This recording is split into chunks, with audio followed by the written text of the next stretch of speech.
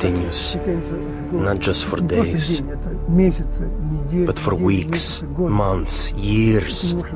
You cannot get rid of it. And the other continual feeling is the constant cold. Terrible cold. Sometimes I felt as if my blood circulation was slowing down. I was personally amazed at the power of endurance, because by all accounts, I should have become seriously ill and died a long time ago.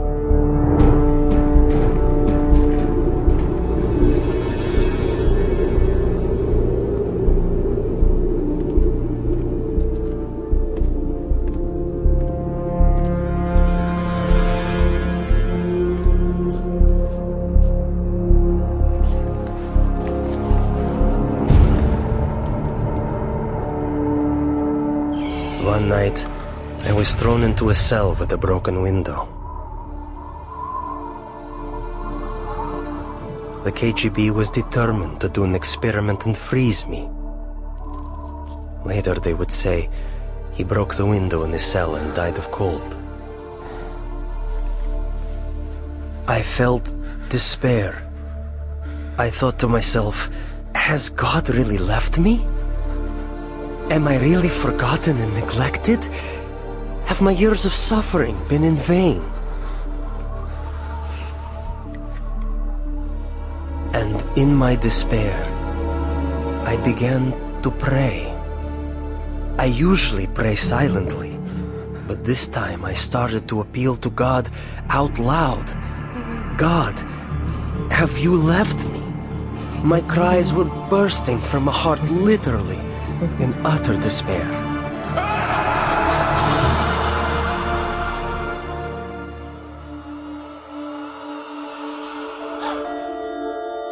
One night I had a dream. In my dream, I was told to pray for Alexander. I had no idea who Alexander was. But I told my church, and we began to pray for him.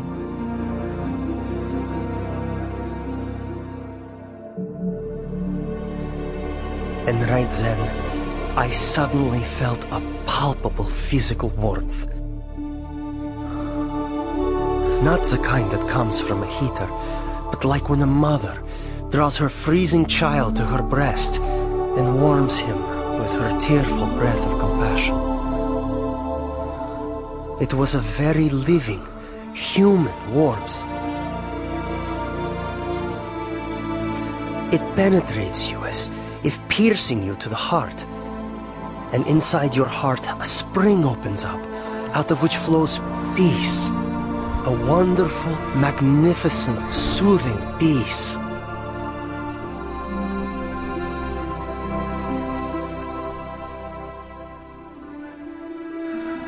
I felt a very loving, brotherly touch.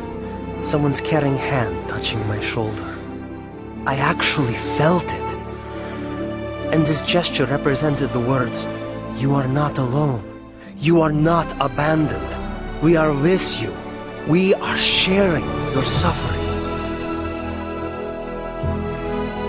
This warmth was the energy God gave me to feel physically the heat of prayer with my own skin, my own being. As if the prayers converted the energy of love into the energy of warmth.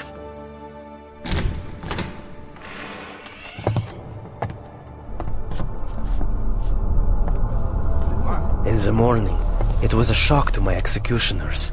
They couldn't understand. I wasn't simply alive, but my temperature was the same as that of a normal person. I heard the doctor explaining to my executioners in the corridor, "This is impossible. We can't explain it." About 6 months later, we received a letter from Open Doors to pray for Alexander. And we finally found out who this Alexander was. We had been praying for 6 months without knowing anything about him. Alexander had started a Christian movement that spread across the Soviet Union. For this crime against the state, he was imprisoned to a labor camp in northern Siberia. the death sentence zone. It so happened that many people began praying for me.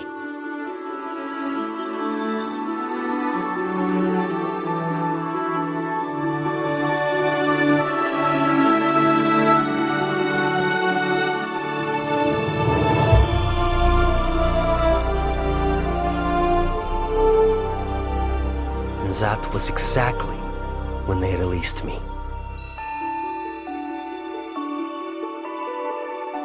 Prayer opened the prison doors, and as the gospel affirms, set the captives free.